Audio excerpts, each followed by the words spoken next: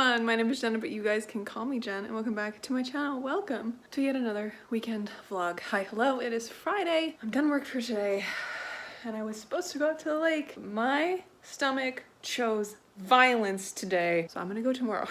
I'm gonna go in the morning. And I was supposed to do a couple errands before I was supposed to go out. I was supposed to return some library books, so I ended up having to renew them because they're due today. And I can't leave my place. I feel so gross. So instead of that, I'm going to hole up on my couch and pray to the stomach gods that this stops being so terrible. Literally.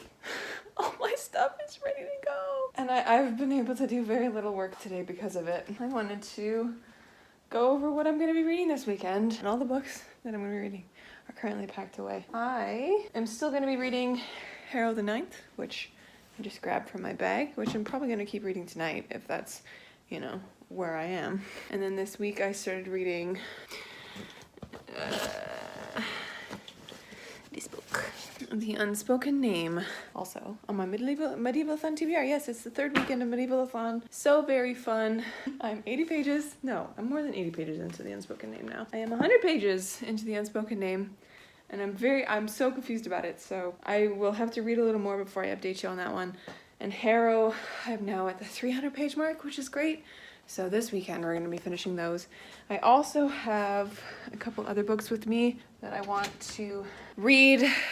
Gallant and Kith and Kin, or Kith and Kin and then Gallant this weekend. And I also have book lovers with me because I feel like if I want a change in tone from all the fantasy and sci-fi, I have book lovers. But yes, it's the start of another weekend. I don't have a writing live stream this weekend, obviously, because I'm going up to the lake, and then I'm going to be home on Monday. Hopefully I feel better tomorrow and I can just zip off to the cabin in the morning. That's what's up. Hi, hello, welcome.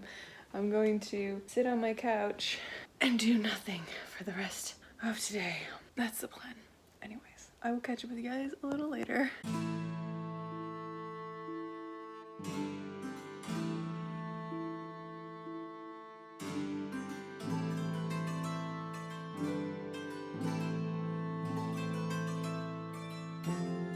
Good morning, friends. Happy Saturday. Hello, hello. How you doing? I am just about to leave. I'm just kind of getting ready.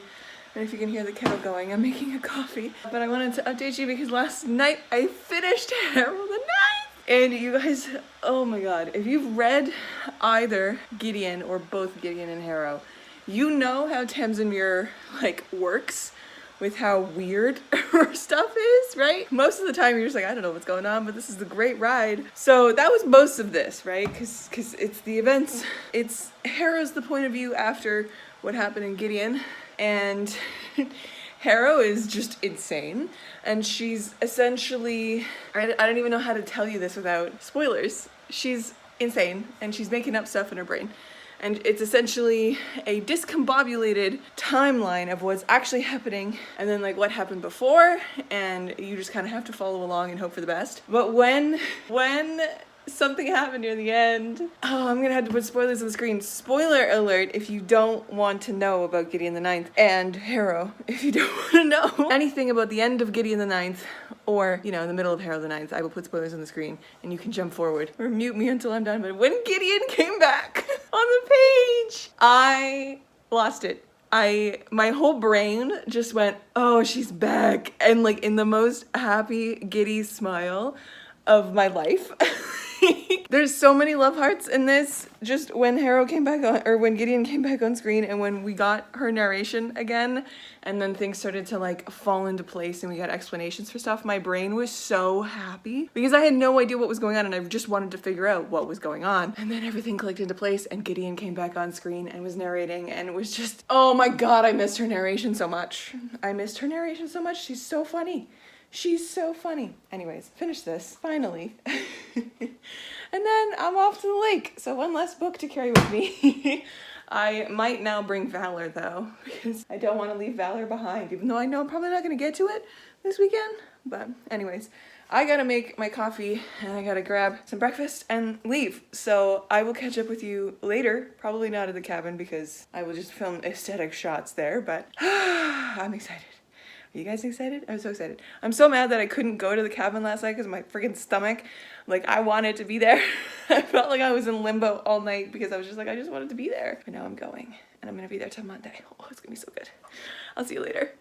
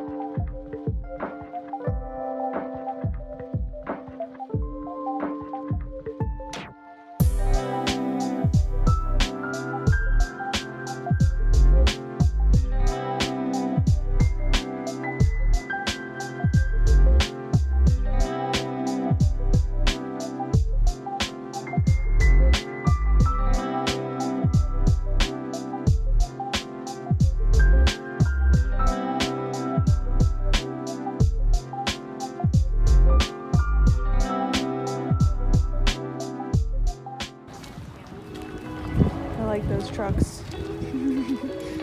Go right up. Oh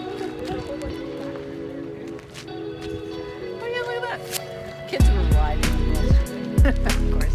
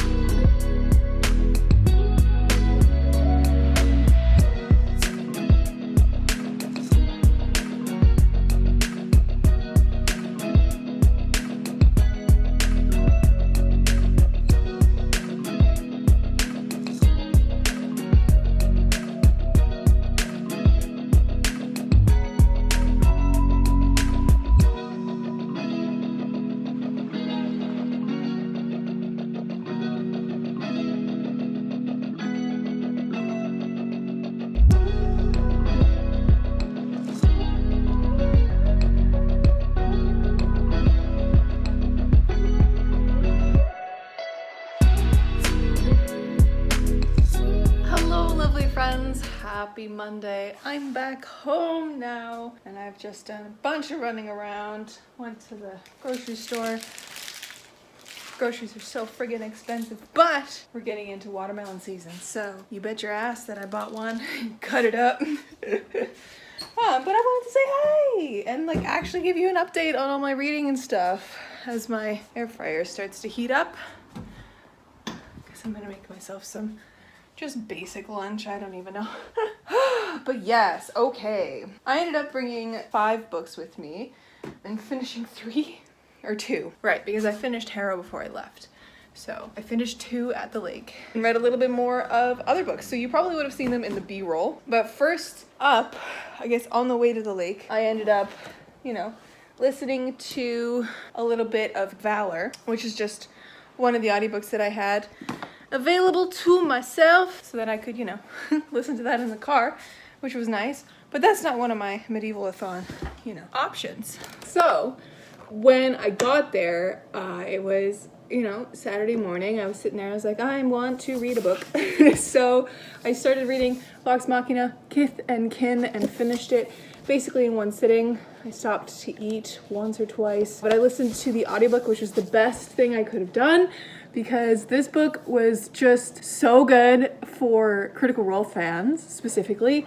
But if you're looking at it as a normal fantasy book, if you aren't a Critical Role fan, it's quite mediocre. And you need, there's a lot of background stuff that I recognize as a Critical Role fan that I was like, oh, I know what that is. Or I knew because it was the twins, Vex and Vax. As Vex and Vax, go through this. This is set 12 years after their events of their backstory happen. So if you've seen Critical Role, you know that their mother passed away. So it's set 12 years after that, and we get a little bit of in-between time when they were shipped off to Singorn, where their father was, and dealing with that. But we mainly get the heist that Vax has to do to get out of a deal with the Clasp. And we know from the campaign that he had to do something to be part of the Clasp because he's branded with it. Branded with the Clasp's brand. And he lets people know that partway through, halfway through the campaign. So we know this from the campaign, but if you're going in blind, it's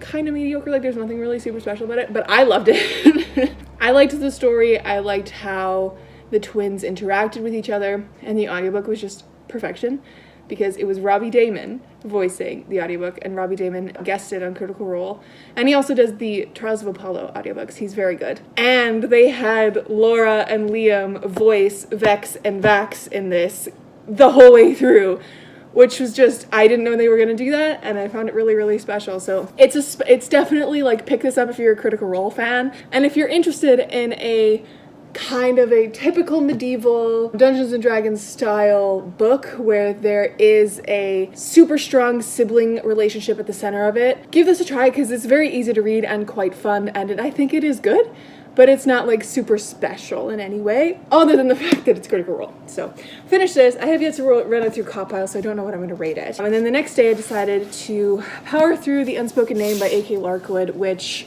I was enjoying in the beginning, and then I just got so bored of it, and I forced myself to finish because I didn't want to DNF, because I didn't hate it. I was just so mediocre on it. So this isn't going to get a very good rating. It was doing too much. At the beginning it was typical fantasy with the cult vibes, and then we got a dash of Portal Worlds, which is very interesting, but we didn't really get to explore that aspect very well. We didn't get to explore the world, and then by the end it felt sci-fi because they're flying around in ships. And so it felt like it was doing too much. I don't think this was for me. I don't know. The characters fell flat for me. 2 of the characters in this are supposed to hate each other and be mortal enemies, but they just fight for no reason at all. There isn't on paper concrete, why do you hate each other kind of things. There's a reason, but it's not a strong enough reason, in my opinion. That event that went down is something that probably a year after would have been solved. And that's another thing. This spans 8 years, but it does it in a very strange way. So the first 80 pages are the first 3 years of Sorway leaving the cult and beginning her new life. There's another 100 pages specifically in this kingdom until something happens, and then the rest of the book is within a couple weeks time. And I'm just that's how you decide to balance this? It wasn't very well balanced. I didn't really like the story that much. So yeah, that's kind of disappointing, but another read done. And then I decided to start listening to Gallant last night. So I am currently, I think, 70 some pages in, which, because Gallant is, a middle grade book, it's going really quickly. 79 pages in. It's going very, very quickly, and I'm loving the vibes. Last night, sitting at midnight in my cabin with my window slightly open, there were some foxes screaming, and it sounded like women screaming. Like, if you've ever heard a fox scream, it sounds like a woman screaming, and I was sitting there, I was like, is that lady okay? And I had to listen for like 5 minutes to realize that the screams were all exactly the same, and they were short. Like, you know, a human scream is long and extended, right? If you're in pain or whatever. But these were just like perfectly clipped screams, and I was like, oh, it's an animal. So I had to Google what it was, and it's female foxes. So with that vibe, and then the creepy, ghoulish vibes of Gallant, that I don't know what the hell I was expecting going into this. I think I was expecting more of like I don't even know, stuck in a mansion, like a tie between like, I don't know, like an old fairy tale and like C.S. Lewis vibes. There's ghouls, and it's very spookily written, and there's like suspense and tension dripping off the pages, which is really interesting because there's not a lot going on in Gallant. It's a very slow moving book, but I'm still really liking it. So anyways, those are my reading updates from the weekend. We are moving right along with our medieval-a-thon. Let me see. So with Harrow, I'm officially past the Empress, or like I've read 7 books now, and I am an Empress now, which is very exciting. I gotta fill this in now that I'm home. But yeah, what an interesting weekend of reading. I have yet to come across a 5-star read in a long time, and I'm getting irritated with like not having gotten one, you know? So I'm hoping that something I read soon gets me there. So now that I'm finished those, I have finished Gallant, which I probably will do today because the audiobook is very short. I have 2 more books to go. I have The Dragon of Jinsayang, and then I have Why She Wrote, which I might polish off today as well, since I am done The Unspoken Name. We'll see what we end up getting read. It is Monday, a holiday Monday. This vlog is supposed to go up today. Oh God, I forgot about that. Hopefully at some point today I have this up for you guys. It goes up Tuesday, so I have to edit and do all the things for, on Monday, but it's okay. I don't have anything to do tonight. I know Mom's coming over because she doesn't want to cook because she's at home. My dad stayed up at the cabin because he's got the week off. He's kept Bella up there, but my mom's gonna come over and she's bringing pizza. So we're just gonna have like a night or an evening with pizza. So I'm very excited about that. Very excited about that. Good pizza. I think once I'm done my medieval-a-thon TBR, I do have to read Book Lovers by Emily Henry, because this is my friend's book club pick. I did start it, I'm like 10 pages in, but I need to actually focus on it. But after that, I think I'm gonna go with The Stardust Thief and Kaikei. I think these are gonna be my next 2 focuses because they're so beautiful and I need to read them. So once I've wrapped up medieval-a-thon, those are gonna be my reads. But I say that having wrapped, and I will probably have wrapped up 9 this weekend, all like the 9 books of May this weekend. This is the boy that's gonna be the biggest, the hardest, the longest, because it's huge, and I'm gonna be reading it just with my eyes because there is no audiobook for it. So alas, that is what I will be working on throughout the rest of May. Anyways, I've been rambling because this update has been so long, but I'm home now. I'm gonna eat my sort of lunch and the rest of my watermelon here, and I'll talk to you a little later.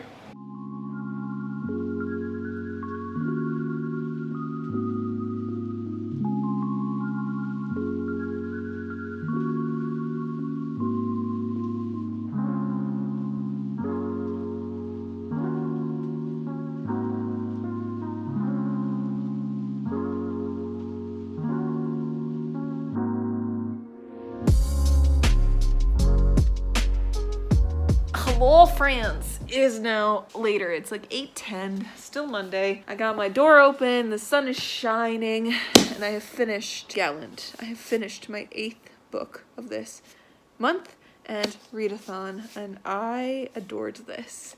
This was just so good. It is going to be featured in a recent releases reading vlog. That's what I'm going to call it, coming up for you guys soon. It's going to be this and The City of Dusk. So stay tuned for that. Oh, this was just delicious and beautiful. And I said it in that video, but I'll say it here again. This is just a masterpiece of Victoria Schwab's writing. Like, the writing itself, the actual words on the page and the sentences and the structure is gorgeous. is just, it is masterful of how she crafts her sentences. Like, it's incredible. I love it so much. Anyways, I am now going to see if I can get through Why She Wrote as well. We'll see how long it takes me to get through a couple of the chapters in that, and then I will gauge whether or not to finish that before finishing this vlog, because I do still have to finish editing this and throw it up online. That was awesome. I think Gallant is my favorite read of the month so far. That is incredible. It was just so good, my guys. It was so good. But now we're on to Why She Wrote, a nonfiction graphic history of women writers. So let's do it. And just like that, my lovely friends, she's done. This was such a lovely read. It started off just wonderfully because there's a beautifully written introduction that I couldn't help but annotate. And it just made my heart swell. And I never realized that like a nonfiction could do that. And like, I really, really liked the snapshots we get of each author's life that's featured in this. So there's 18 women authors. And it was so interesting because a lot of authors in here that I've heard of, but a lot of them I have not.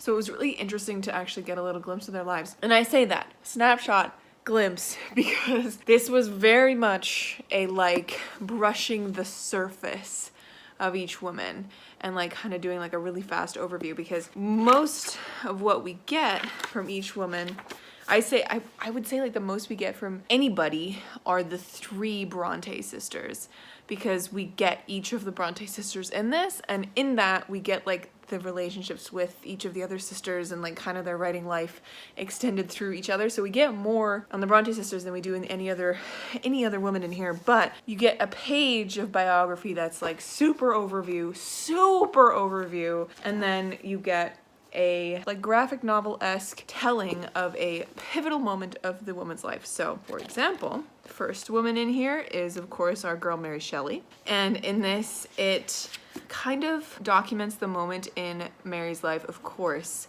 when she comes up with the idea for Frankenstein.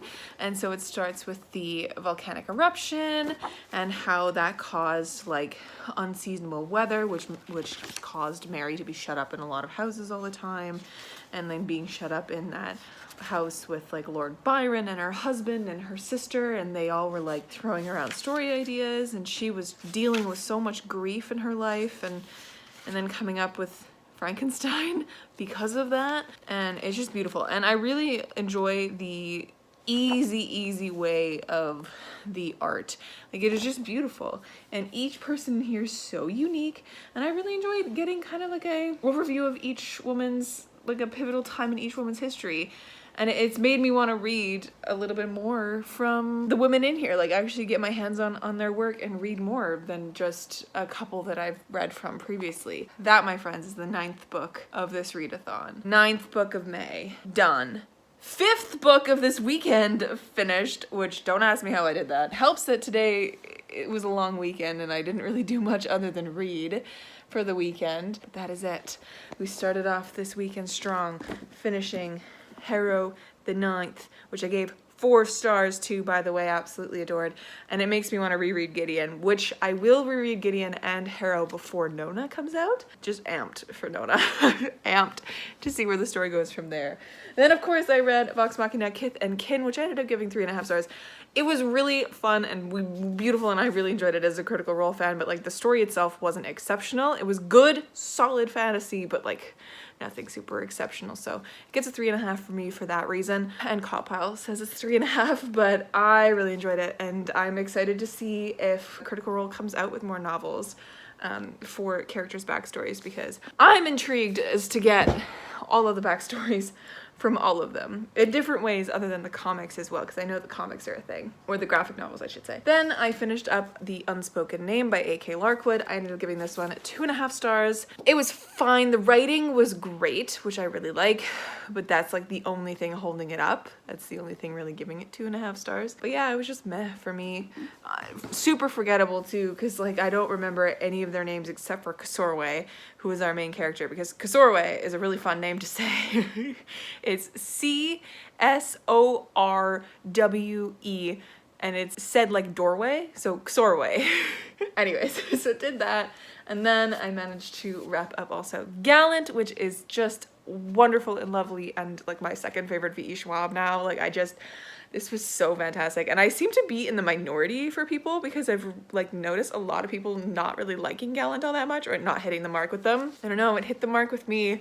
This was a lovely, lovely little story. Ah, so good. Brutal and gruesome. And then of course, ending us off with Why She Wrote, which I don't believe I'm going to rate this because I find it really difficult to rate nonfiction. We're just gonna say unrated because I don't think I could do this. I don't think I can rate a nonfiction book. And that leaves us, my friends, as I end this vlog for this week. The rest of May, you will see me tackling this beast right here. I actually plan on going into my room and starting it a little bit later. It is currently about 10, so I have a little bit before I need to start winding down for the night, and this seems like a good way to wind down for the night, to get going in it, to start my journey into the Dragon of Jinsayang. I'm hoping that I can tackle this quickly. It is a like 600-page fantasy novel though, almost 600 pages. It's the finale to a trilogy that I really like, so I'm hoping that it just knocks it out of the water. So, so ready for this. Anyways, my friends, thank you so much for hanging out with me this weekend, this long weekend, this lake weekend, and the weekend where apparently I read like half of my medieval-a-thon TBR, because first part of May was very, very slow on reading, and now apparently we're just reading 5 books in a weekend. So very excited to see all this progress. I am now officially an Empress, +1, no, +2. I'm officially my, because I've put myself as a blacksmith and then my companion as the bard. So I am I believe, a 4th level blacksmith, and my companion is a fully legendary bard. So we're excited and we're ready to go, and we're ready to get that 10th book in for the end of medieval-a-thon. So tune in next week for the last weekend in May. I don't know how the calendar lays out, but I do believe there's one more weekend in May, and hopefully I can wrap up the Dragon of Jinsayang. Anyways, my friends, thank you so much for watching. I will catch you in another video very soon. Stay kind and keep on reading.